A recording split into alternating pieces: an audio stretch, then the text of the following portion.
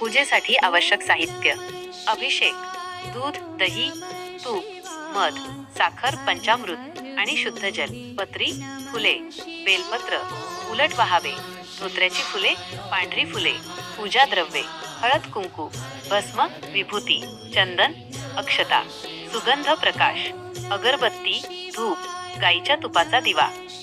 नैवेद्य: फळे, मिठाई किंवा साखरेचा नैवेद्य. पूजा विधी: 1.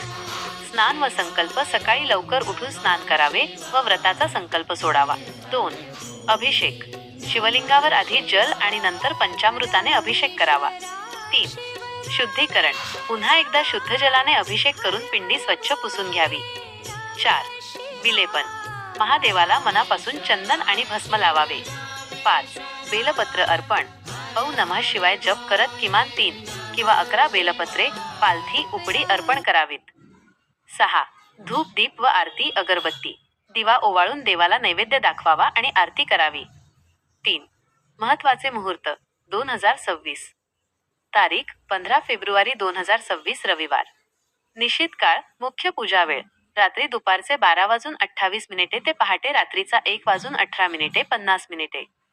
मंत्र: ॐ नमः शिवाय. नियम: संपूर्ण दिवस उपवास, फलाहार आणि रात्री जागरण.